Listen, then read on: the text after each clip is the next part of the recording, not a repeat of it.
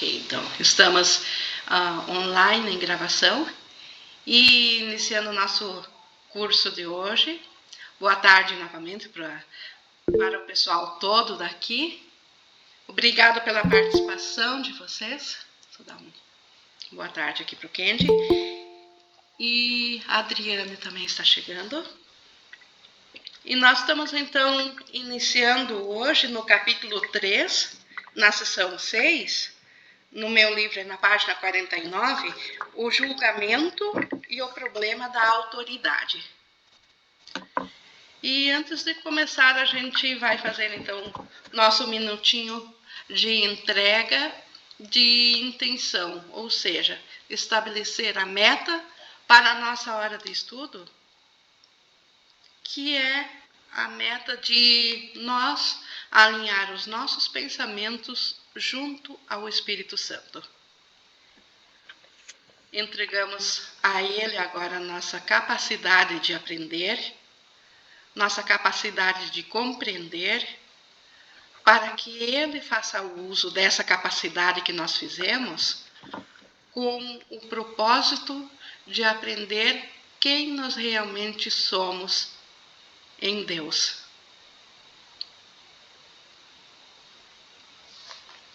Então, com esse propósito, entregue com a meta da gente levar o nosso pensamento ao Espírito Santo. Com isso, a gente está pronto, então, para fazer a nossa leitura. E hoje vamos falar, então, um assunto... Só dar um ok aqui para a Adriana. Nós vamos começar, então, a falar de julgamento e problema de autoridade. Até então, Jesus nos ensinou bastante sobre a percepção. Ele diferenciou a percepção aqui no mundo e o conhecimento no céu, nas últimas aulas. Hoje, nós vamos falar, então, em julgamento. E o julgamento, ele é uma atitude mental, uma atitude que se manifesta através dos nossos pensamentos aqui no físico, mas Jesus está falando naquele julgamento que nós temos na nossa mente. Lembrando sempre que nós não temos consciência do que passa na nossa mente, mas quem está ciente da nossa mente sabe o que se passa lá. E como Jesus já despertou para a consciência da mente, ele sabe o que passa em nossos pensamentos na mente. Por quê? Porque ele faz parte da mesma mente, só existe uma mente. Então, Jesus, ele nos conhece melhor do que nós mesmos. Nós estamos cientes só do efeito aqui, só daquilo que, da segunda parte, eu sempre digo, do sonho. Nós estamos aqui num sonho dividido em duas partes. A primeira parte que fez o sonho e projetou ele para fora, e a segunda parte que agora pensa que está lá fora e fica ciente do resultado desse sonho, que se identifica nisso. Então, Jesus, ele está ciente das duas partes, da nossa mente que fez e da nossa mente que percebe. E o julgamento e o problema de autoridade aqui também Jesus, como outras palavras no curso, autoridade, eu não sei se para vocês também, mas o primeiro pensamento que vem para mim quando se fala em autoridade é em grau de poder, que uma pessoa tem, está acima e outro abaixo, né? O chefe e o subalterno. A autoridade aqui no curso, Jesus está se referindo mais à questão de autoria, autor. Autoridade num sentido de ter feito, de autoria, de ser o autor. Então, com esse pensamento vai fazer mais sentido, então, o que Jesus vai falar sobre julgamento e sobre autoridade. E ele começa nos falando aqui do juízo final, como ele diz. Nós já discutimos o juízo final, mas em detalhes insuficientes. Se vocês lembrarem, lá no final do capítulo 1 do 2, a gente estudou que o juízo final é um julgamento final que nós fizemos, sobre que nós mesmos vamos empreender sobre tudo que fizemos, onde a gente vai reter o que foi bom, o que foi criado com a mente de Deus, com o Espírito Santo, e vai largar aquilo que nós não fizemos, todos os equívocos, tudo que vem do ego, nós mesmos iremos decidir sobre a não realidade disso. Então, o julgamento final, onde é largar o que não existe para aquilo deixar de parecer que existe, que é o ego, e permanecer só com o que é bom. E agora Jesus vai, então, um pouco mais adiante. Como ele diz, depois do juízo final, não haverá mais nenhum. Não tem mais nenhum julgamento, nenhum juízo, por isso que ele é final. O julgamento é simbólico, porque além da percepção, não há nenhum julgamento. Então, julgamento só na percepção. O que tem além da percepção? O conhecimento, o estado de céu. Conhecendo, não há mais o que julgar, porque já conhece. É impossível julgar quando se conhece. Para julgar é preciso só perceber, não ter o conhecimento do todo. Aí eu tenho que preencher o que me falta com julgamentos. No conhecimento não há nada a preencher, porque eu conheço tudo. Então, quando a Bíblia diz, não julgueis para que não sejais julgados, ela quer dizer que se julgas a realidade de outros, serás incapaz de evitar julgar a tua própria. Então, seria assim, não julgueis para que não sejais julgados por você mesmo, por quem julga. Porque se eu julgo a realidade de alguém como devendo algo, eu estou fazendo isso mesmo a mim mesma. Até mesmo porque a nossa mente, o nosso ser, ele é único, ele é um só. Ele tem a mesma característica da unicidade de Deus. Então, se nós somos todos da mesma fonte, tudo que eu pensar sobre o irmão, eu vou pensar sobre mim. E isso é uma armadilha muito forte aqui no mundo do ego. Então, por isso que Jesus nos alerta para a gente não usar o julgamento contra os outros para não nos ferir, a tal da faca de dois gumes. Eu aponto ela para o meu inimigo, eu mesma saio ferida também. Então, escolher julgar ao invés de conhecer é a causa da perda da paz. E isso também é óbvio, porque se eu julgar alguém ao invés de conhecer, só o julgamento contém a paz. Se eu não conheço, se é um estranho para mim, eu preciso ter medo disso, porque é um estranho. Então, como é que eu vou ficar em paz estando sujeito a algo estranho? Então, por isso que no julgamento não há paz, só no conhecimento. Lembrando, de novo, o conhecimento é do céu. Mas então, o que Jesus, que conhecimento ele está falando aqui? Ele está falando do Espírito Santo que retém o conhecimento para nós. Então, ainda é percepção, mas é uma percepção certa. É uma percepção que não está invertida, que ela realmente percebe de maneira correta o que o conhecimento contém ou sabe. Então, o julgamento é um processo no qual se baseia a percepção, mas não o conhecimento. Eu já discuti isso antes em termos de seletividade da percepção, mostrando que a variação é o seu pré-requisito óbvio. Então, essa seletividade da percepção, o julgamento final é uma seletividade, né? Onde a avaliação do que é amoroso vai permanecer conosco e o que é equívoco, o que é uma projeção de culpa vai ser largado. Então, a gente faz uma avaliação e faz esse julgamento, isso tudo dentro da percepção ainda enquanto que nós não estamos despertos. Deixa eu só verificar aqui, eu acho que tem algum aqui para Magna, ok? Ok, continuando aqui. O julgamento, ele sempre envolve rejeição. Isso é outra condição óbvia, porque para mim julgar algo, eu tenho que comparar, e no processo comparativo eu separo uma coisa da outra. Então, aquilo que eu julgo e eu permaneço, aquilo eu fico, e a rejeição é ao restante. Então, a rejeição é uma condição do julgamento. E no céu, no conhecimento, não há rejeição, porque há só amor. Então, mais uma vez, mais uma prova de que o juízo final, ou então o julgamento, ele ainda é só dentro aqui da percepção. Então, o julgamento nunca enfatiza apenas os aspectos positivos do que é julgado, seja em ti ou nos outros. O que foi percebido e rejeitado, ou julgado e considerado insuficiente, permanece na tua mente porque foi percebido.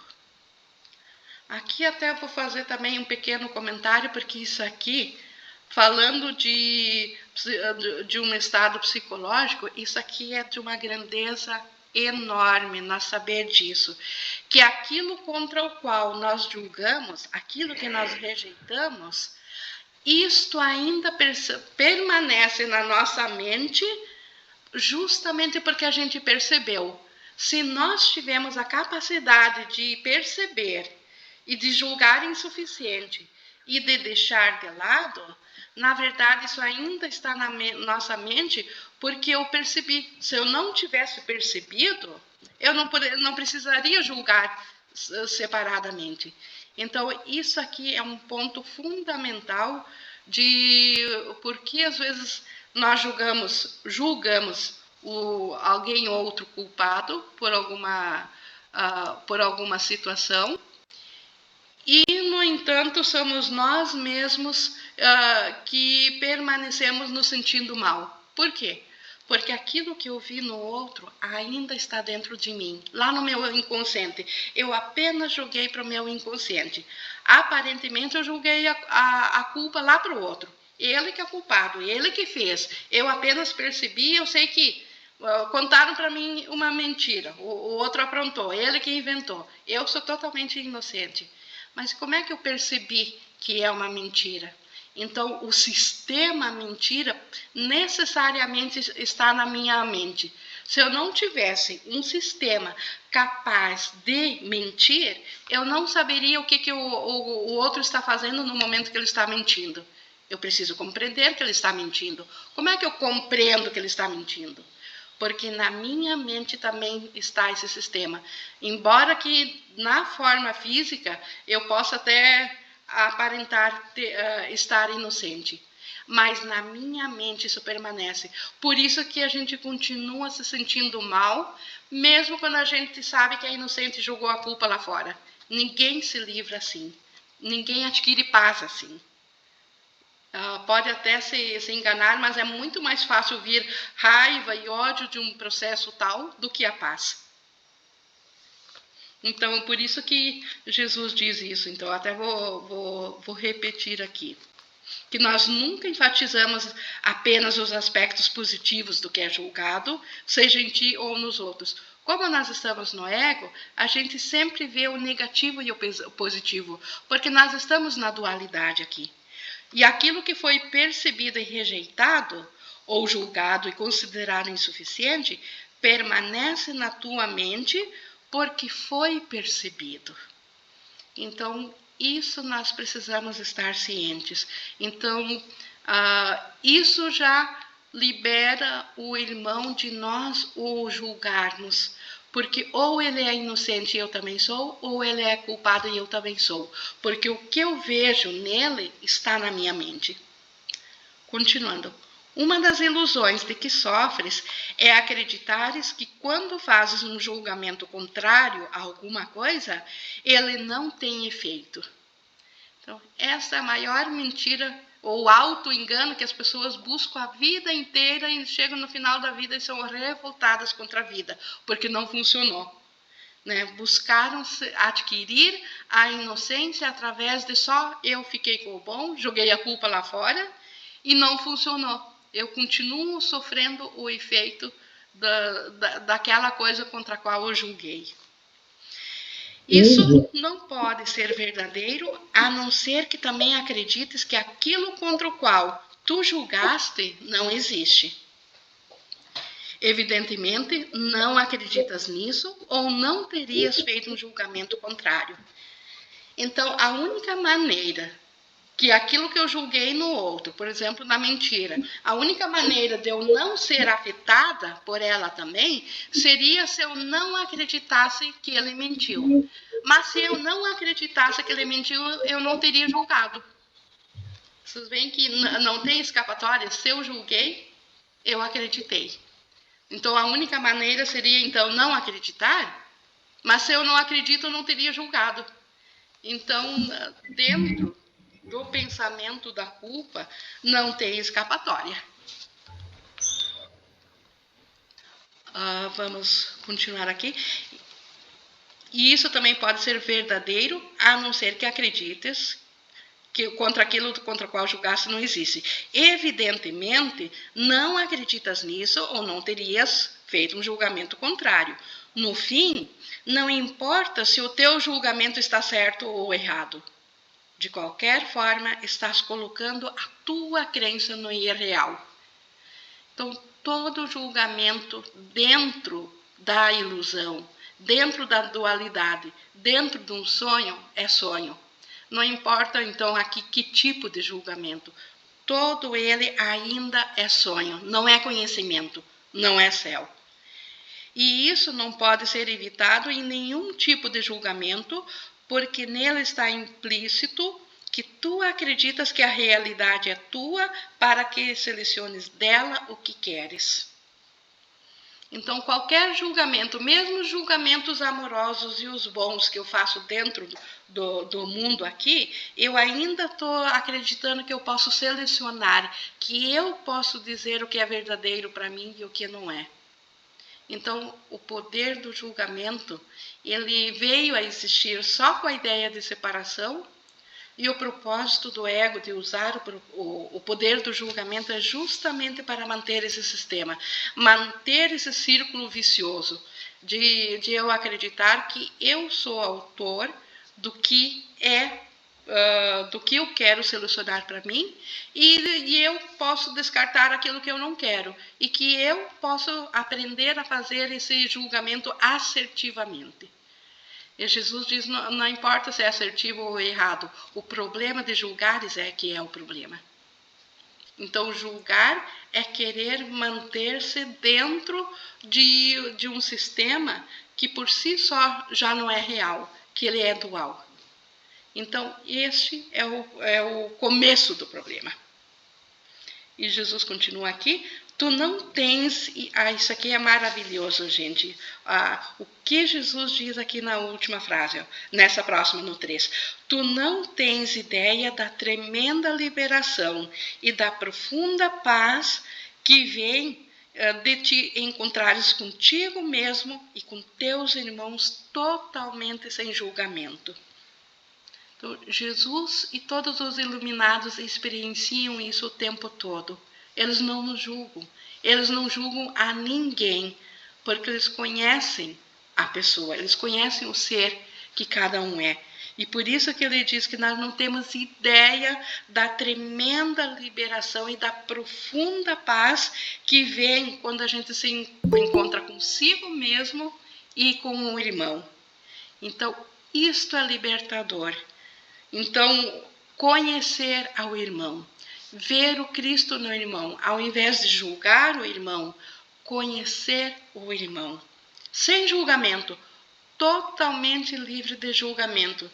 Como Jesus diz, isso dá uma profunda paz. Sim. Uma pergunta. Sim, Leonardo. É que eu vejo assim o julgamento e a condenação, né? Por exemplo, acho que até Jesus via um irmão leproso, né? Mas ele via, sabia que era um sonho. Então ali não era uma condenação, mas tinha que ter um discernimento, um julgamento.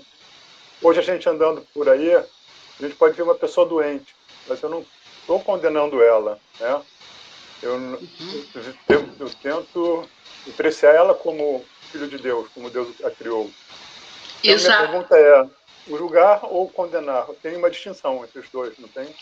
Tem. O julgar que você está se referindo sem condenação é a percepção do que o físico nos mostra, mas nós saber na mente que essa não é a realidade do ser.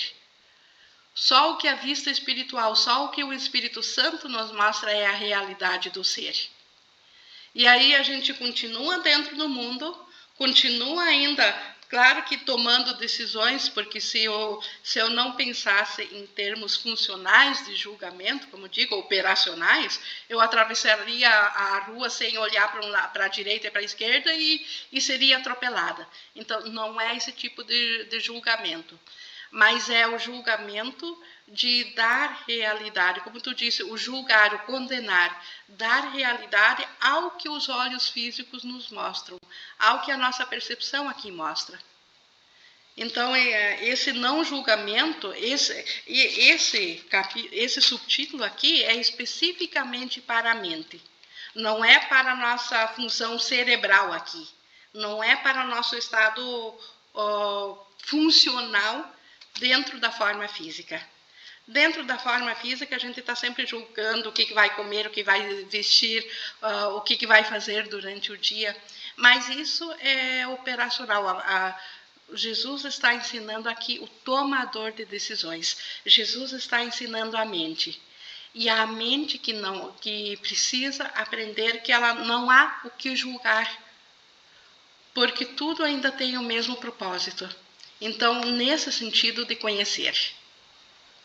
Então, o conhecimento não é conhecer o rosto de uma pessoa, é ficar sabendo de uma pessoa, já saber o espírito que ela é uma mente que foi criada por Deus em espírito. Oi, Clara. O que me veio também, porque quando a gente começa a olhar para a nossa mente mesmo, parece não, né?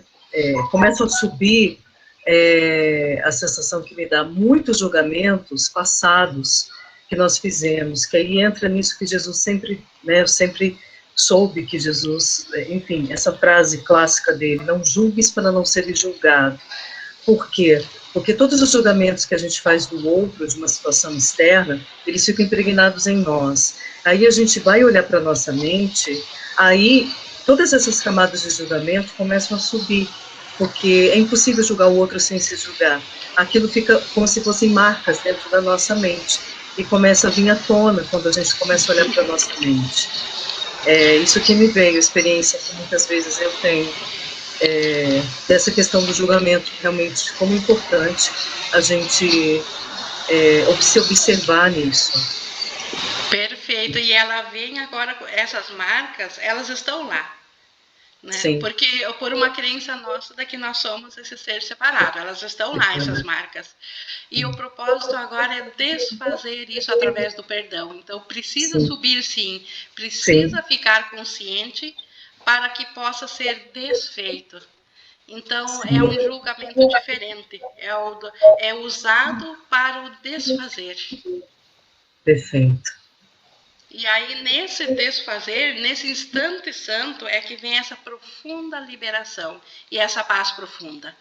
Não é uma coisa operacional aqui no dia a dia, isso é na mente e a gente acessa isso por um segundo e o tomador de decisões começa a duvidar da projeção do ego, começa a duvidar da realidade do sonho aqui, porque ele experienciou algo melhor. E aí ele vai se convencendo a decidir-se voltar a mente ao espírito, tirá-la do ego. Então é um processo. E é maravilhoso que existe esse processo. Continuando então aqui, quando reconheceres o que és e o que são os teus irmãos, compreenderás que qualquer forma de julgamentos de julgá-los é sem significado. Né? Conhecendo o espírito que está por detrás da mente do irmão, E o Espírito é o próprio Deus, então é impossível julgar o irmão, mas só quando a gente conhecer isso. De fato, o seu significado está perdido para ti, precisamente porque os estás julgando.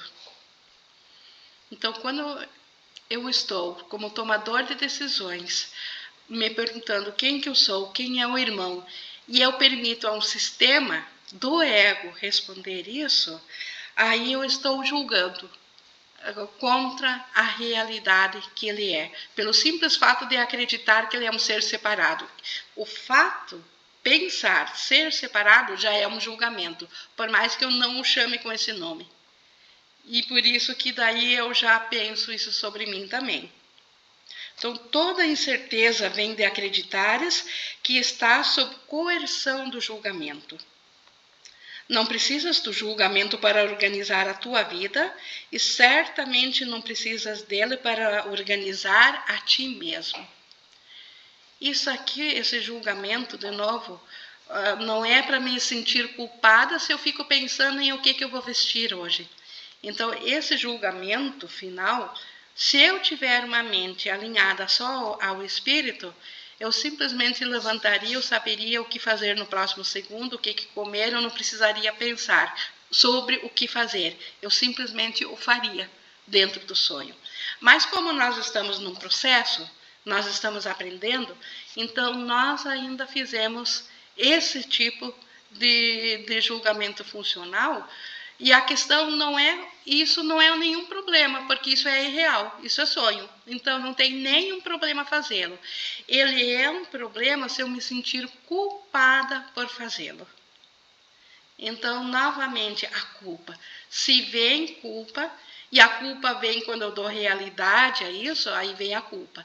Agora, se eu sei que estou num processo de despertar, eu sei que ainda aqui eu preciso tomar decisões. E para tomar decisões funcionais ou operacionais, eu preciso de julgamentos. Então, eu vou fazê-los e até peço a Jesus que me inspire ao melhor julgamento ou à melhor decisão, mas eu não quero que isso me traga culpa. Então, vou para o instante santo primeiro, porque a minha realidade não é isso. É apenas, eu ainda não estou desperta, apenas ainda tenho conexões com a crença de separação de Deus. Ainda não desfiz isso. Então, sigo adiante aprendendo a desfazer a culpa. Esse que é o propósito maior.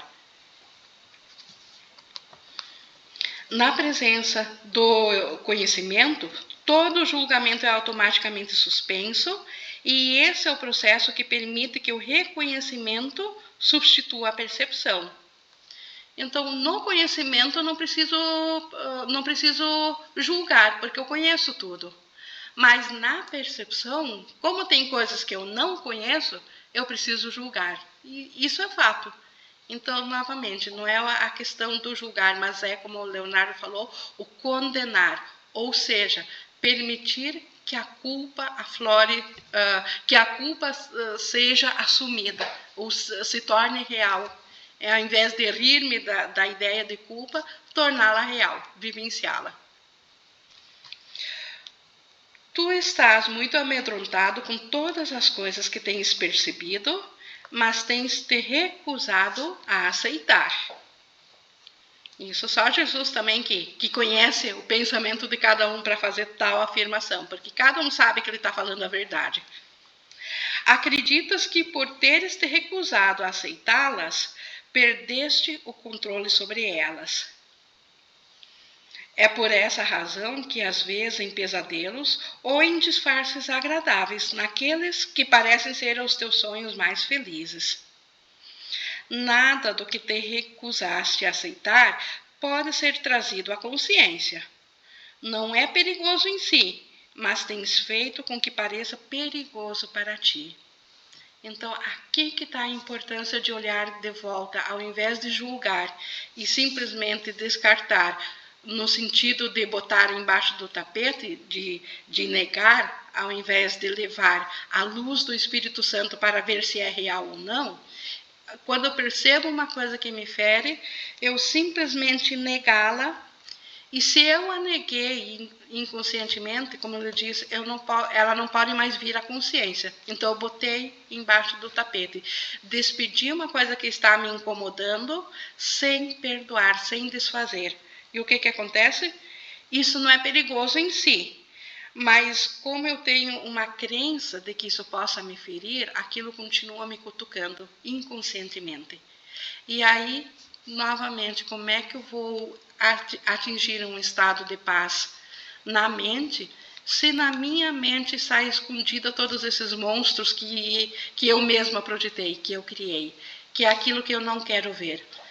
Por isso que, então, eventualmente, nós precisamos olhar para toda a culpa, mas nunca sozinhos, sempre com a vista do Espírito Santo, para que isso possa vir e possa ser desfeito. Então, por isso que a gente está amedrontado, como ele diz, com tantas coisas, porque eu não quero aceitar que isso está dentro de mim. Como eu falei, aquilo que eu julgo que o outro é um mentiroso, eu não quero aceitar que o meu sistema, que o pensamento da minha mente é mentirosa. Eu prefiro dizer que o outro é culpado. Só que no momento que eu vi que só o outro mentiu, ao fato de a minha mente também acreditar que é possível mentir, isso fica no inconsciente, isso não pode mais sair para fora, porque eu neguei isso em mim, e aí não pode ser desfeito. Então o Espírito Santo, Jesus, precisa da nossa honestidade de permitir vir para fora, tornar-se consciente, mas com o propósito de desfazer, não com o propósito de nos ferir. E isso nem sequer deveria ser doloroso. Só é doloroso devido ao medo que a gente ainda tem. Então, olhar de volta com o Espírito Santo. Quando te sentes cansado, lá no parágrafo 5, quando te sentes cansado, é porque julgaste a ti mesmo como se fosses capaz de estar cansado. Então, não é os afazeres físicos que nos cansam. Eles são um efeito, eles são a forma de nós nos sentirmos cansados. Mas eu só me sinto cansado porque no meu sistema de pensamento eu acredito que o cansaço é possível. Por que uma máquina não se sente cansada? Porque ela não pensa, ela não tem esse julgamento. Então, eu preciso olhar por um instante santo, no instante santo de desfazer, de olhar a culpa, de por que eu estou cansado, ao invés de dar a culpa num dia todo cheio de tarefas, todo atropelado que me exauriu, na verdade, isso é só o efeito do cansaço na minha mente, porque na minha mente eu acredito em cansaço. Quando ris de alguém, é porque o julgaste esse alguém indigno. Então, quem eu considero digno, eu admiro. Eu não vou rir da pessoa. Quando ris de ti mesmo, necessariamente ris dos outros, nem que seja apenas porque não podes tolerar a ideia de ser mais indigno do que eles.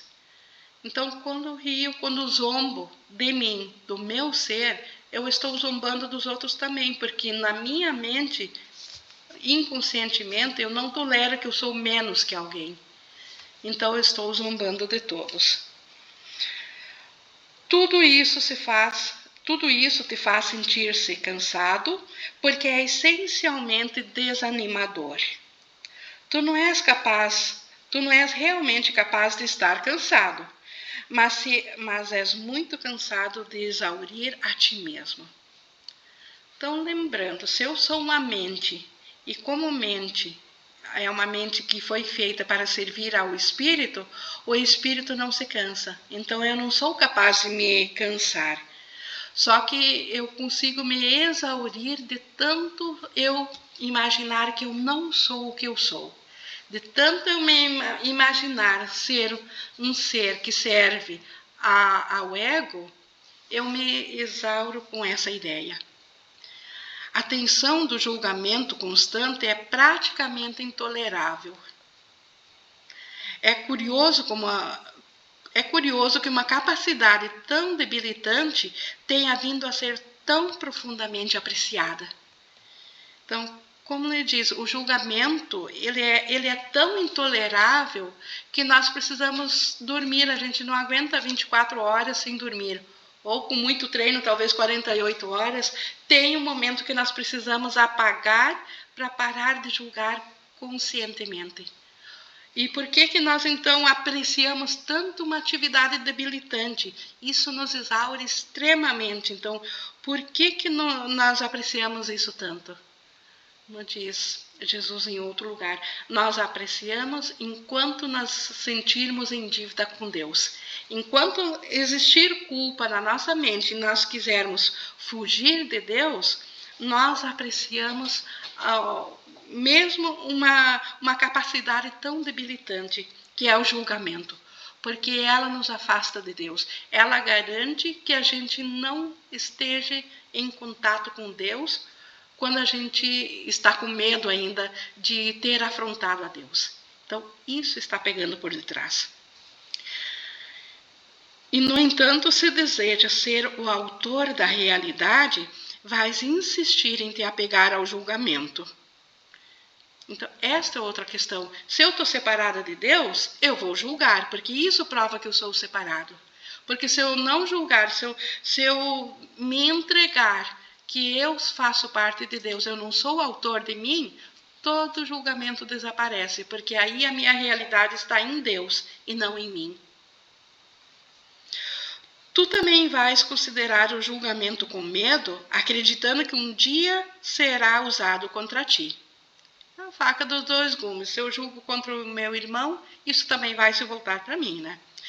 Essa crença só pode existir na medida em que acreditas na eficácia do julgamento como uma arma de defesa da tua própria autoridade. Então, da tua própria autoria. Então, eu acredito que agora eu sou um ser diferente daquele que Deus criou. Deus criou o Espírito e fez uma mente que serve ao Espírito, e eu me separei como filho pródigo. Eu deixei o lar de Deus. Eu peguei a minha herança, as capacidades que são do poder de Deus, e fiz um mundo à parte. Tomei o rumo do mundo. Só que, para isso tudo fazer sentido na minha mente, eu acredito que eu me fiz. Eu sou esse novo ser que saiu de Deus. E aí, se eu sou esse novo ser, eu preciso julgar para garantir a existência desse ser.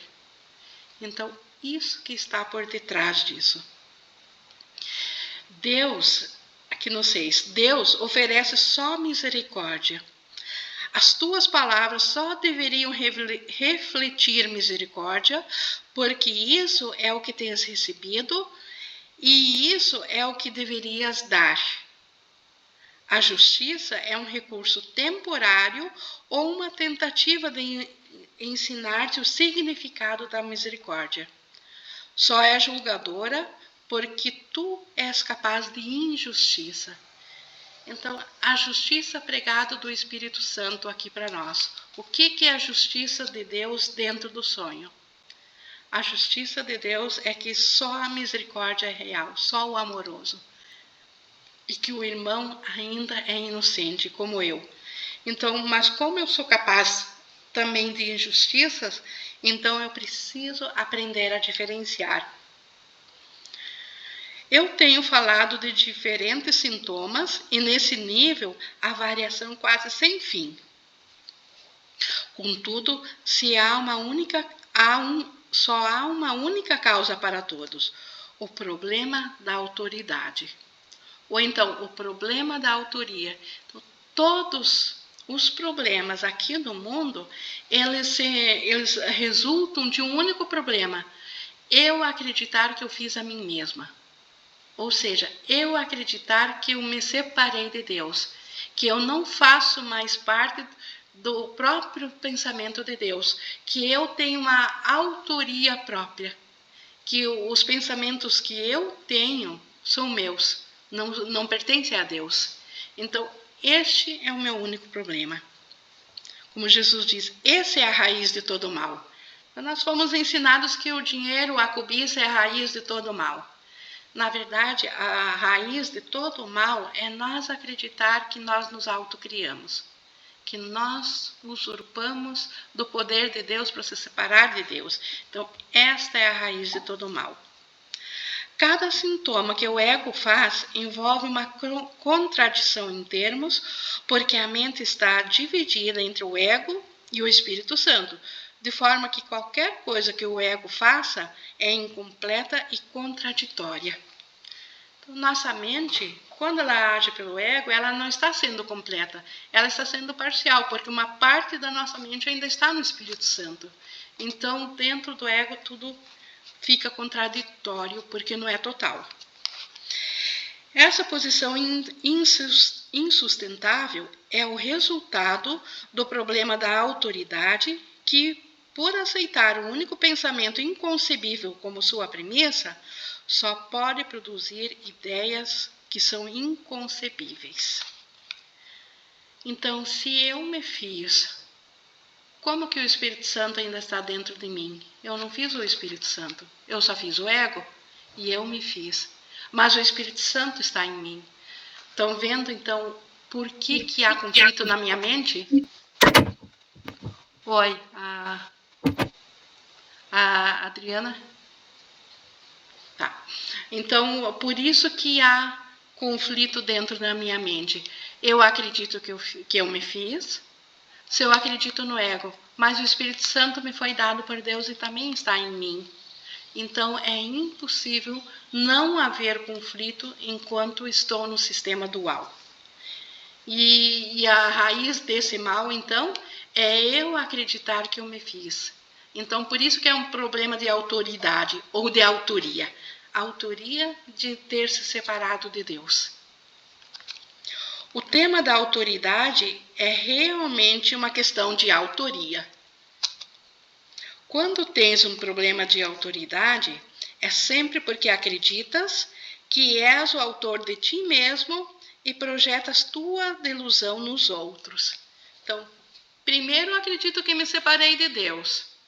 E num segundo passo ainda fragmentei esse ser separado e agora acredito que a culpa está nos outros. Então, estou duplamente afastado de Deus.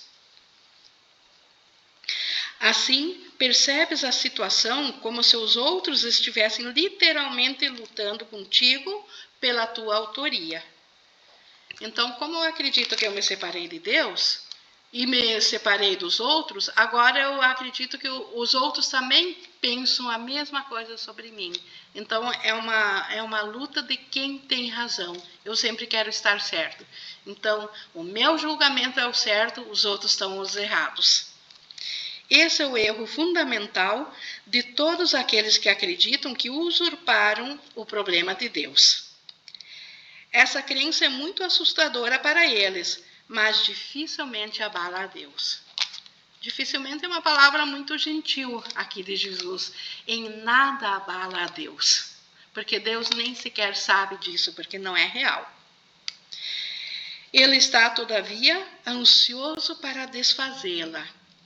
Não para punir suas crianças, mas somente porque sabe que ela faz com que sejam infelizes.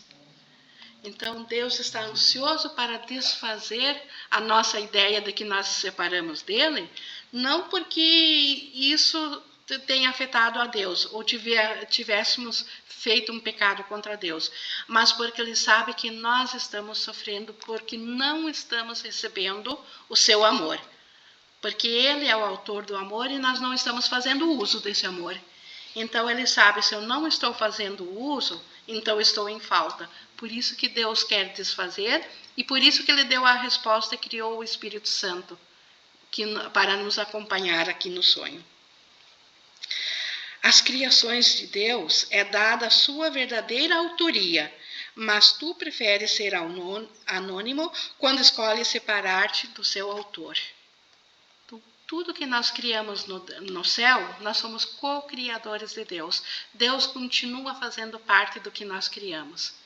Já que no mundo é o contrário. Nós achamos que fizemos algo à parte e Deus está fora disso e por esse objetivo fizemos isso. Estando incerto da tua verdadeira autoria, acreditas que a tua criação foi anônima. Isso te deixa em uma posição em que acreditar que tu criaste a ti mesmo soa significativo. A disputa em torno da autoria deixou tal incerteza em tua mente que ela pode até mesmo duvidar se realmente existes ou não. Então, é um conflito tão agudo que eu posso até duvidar disso de a minha existência ser real. A minha existência como filho de Deus, como espírito. Eu posso até achar agora que eu fiz um corpo, que só esse corpo existe, que nada mais além do corpo existe. O corpo morre e terminou tudo. Até isso eu posso vir a acreditar devido ao fato de eu achar que eu me fiz. E não que Deus é o único autor da vida. Somente aqueles que entregam todo o desejo de rejeitar podem saber que a rejeição de si próprios é impossível. Como é que eu posso me rejeitar se eu sou uma extensão do amor de Deus? Então é impossível. Tu não usurpaste o poder de Deus, mas o perdeste.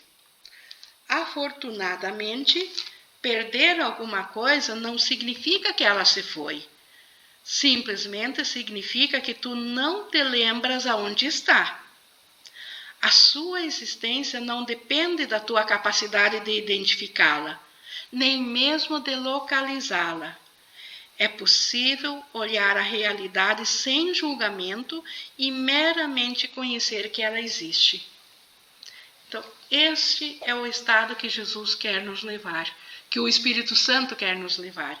Ao invés de julgar, simplesmente olhar e saber que é. O poder do agora é muito próximo disso, porque aqui dentro do sonho, o agora, o instante santo do agora, substitui o julgamento.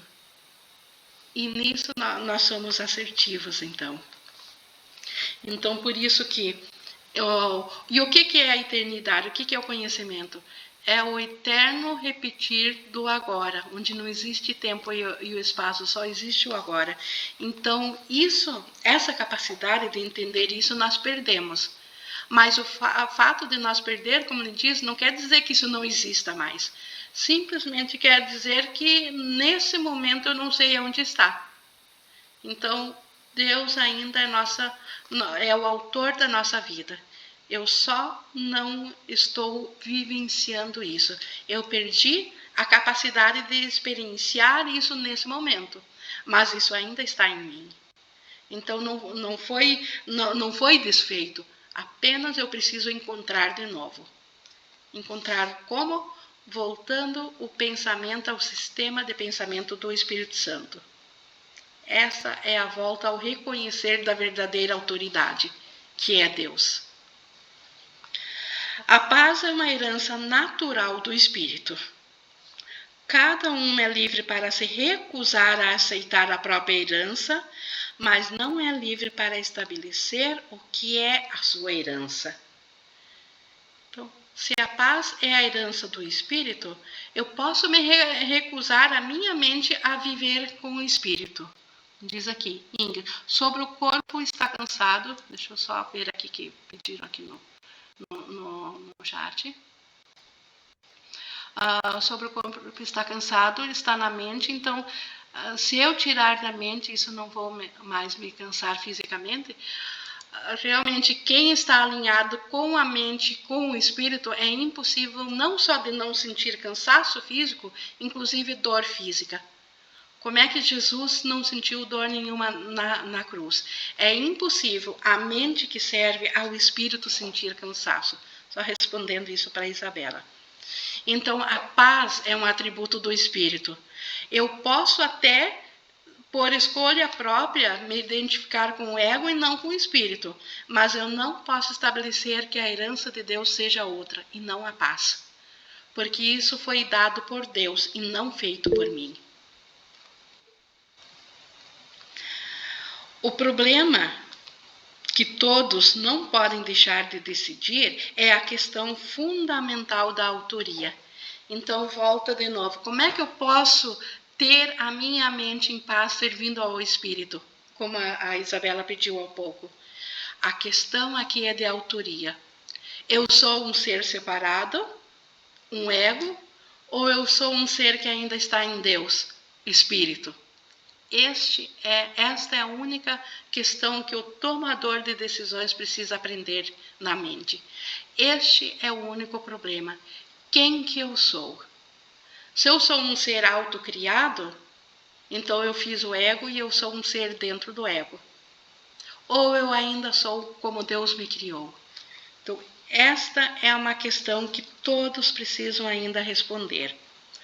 Todo medo vem, em última instância, e às vezes por meio de estradas muito tortuosas, da negação da autoria.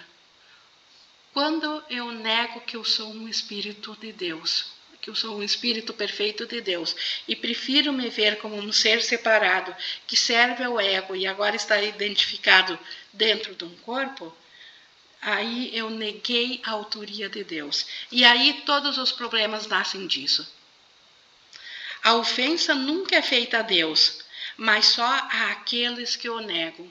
Então a ofensa é a mim mesma, ao meu ser real. Negar a sua autoria é negar a ti mesmo a razão da tua paz, de modo que só te vês em segmentos. Essa estranha percepção é o problema da autoridade. Então, eu me vejo como um segmento, eu me vejo como um ser separado de vocês, eu me vejo num corpo, eu vejo vocês em corpos, e isso nega a vista espiritual. Isso nega o conhecimento que cada um de nós ainda é autoria de Deus, que cada um de nós ainda é espírito como Deus o criou. No momento que isso não for mais nenhuma dúvida em minha mente, que eu aceitar essa única realidade, todos os medos desaparecem da minha mente, porque eles não têm mais causa. A causa primeira do medo, então, é a questão de autoria.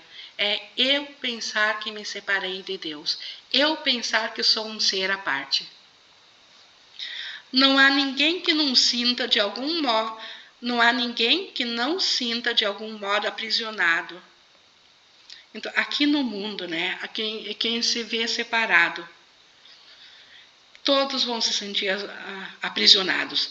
Se esse é o resultado do seu próprio livre-arbítrio, ele tem que considerar a sua vontade como não sendo livre, ou ficaria bastante evidente o raciocínio circular dessa posição.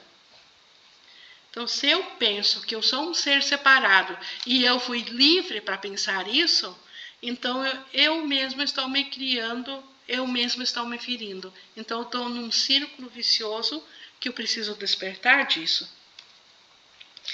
A vontade livre tem que conduzir à liberdade, né? Se a vontade é livre, ela tem que libertar.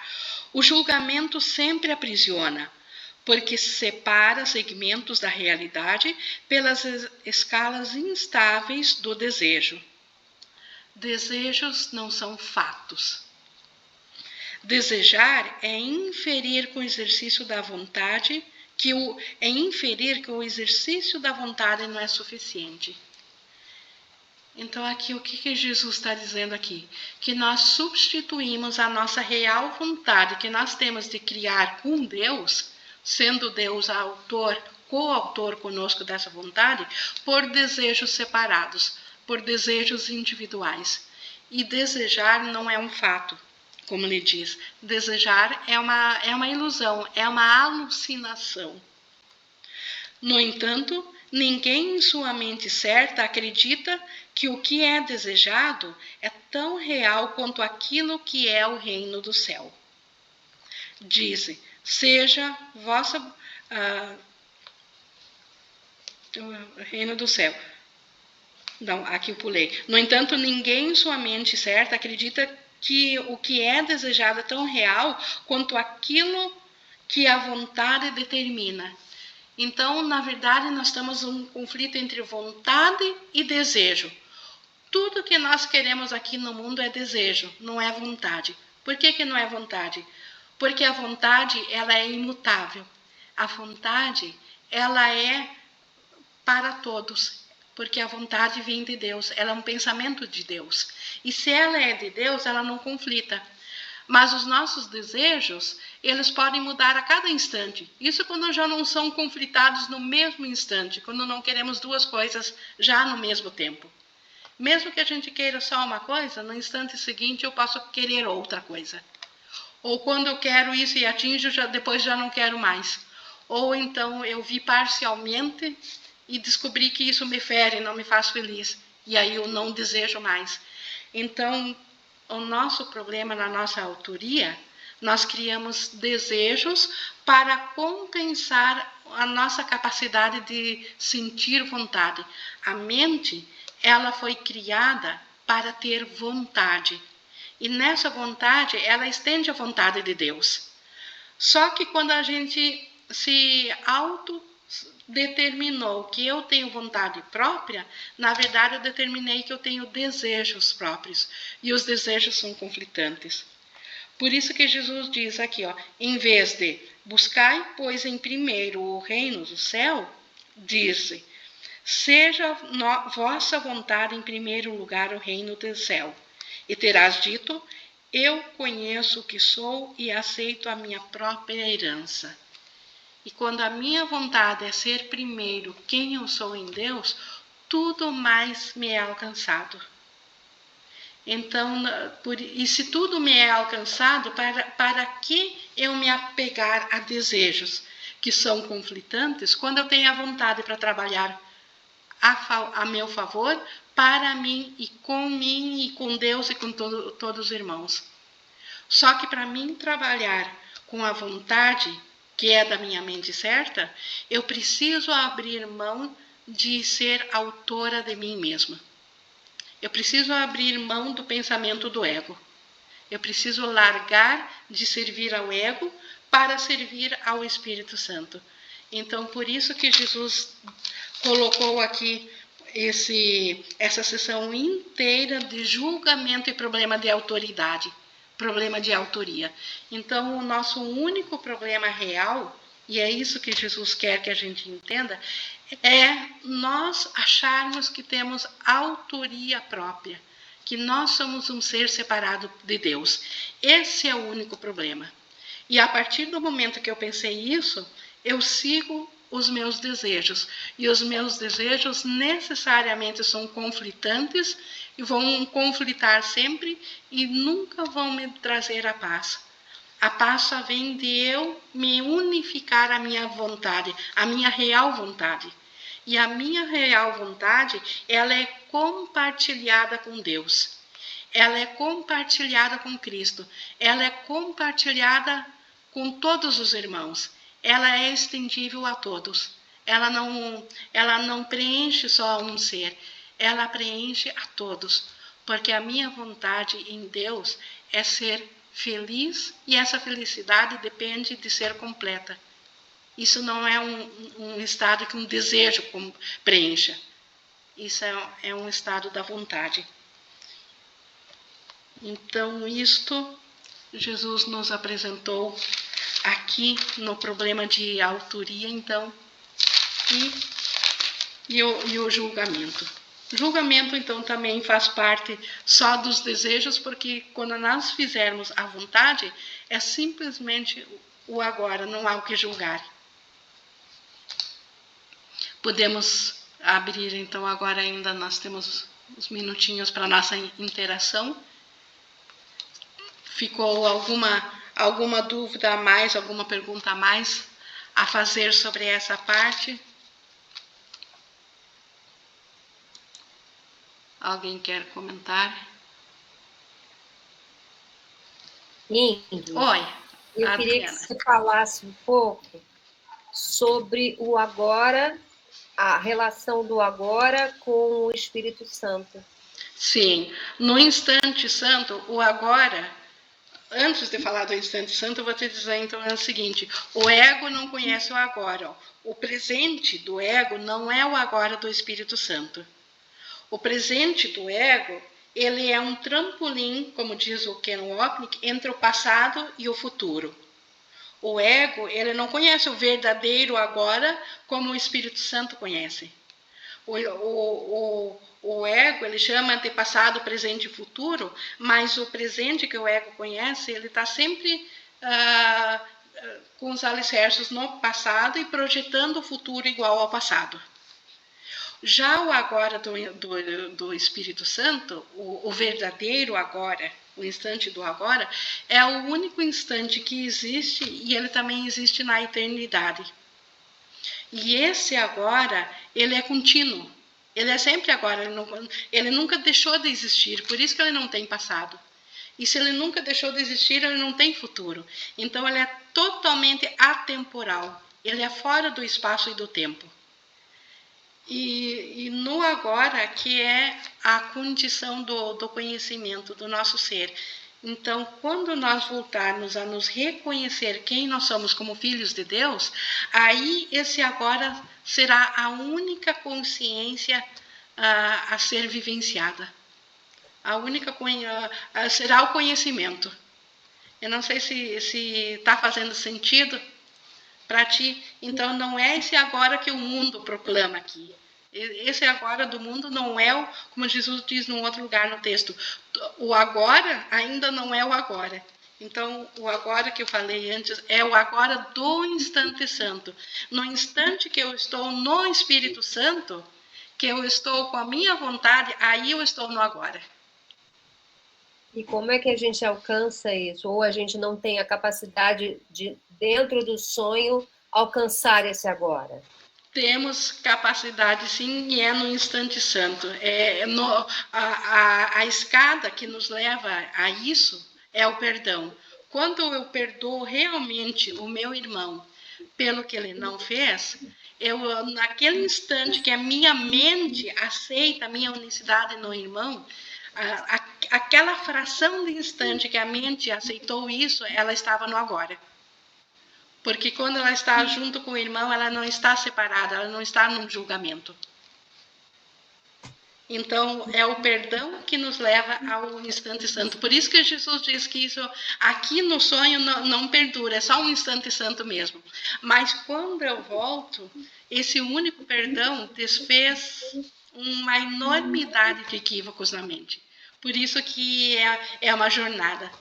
É um encurtar de milhares de vidas, a experiência de um perdão.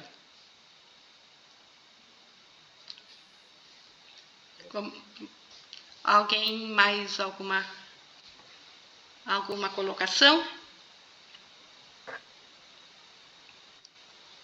Senão nós temos aqui 1h02. Acho que fechou então o nosso tempo para a gravação. E agradeço a presença de vocês e agradecendo a Jesus, ao Espírito Santo, por nos acompanhar nessa hora. Uma boa tarde.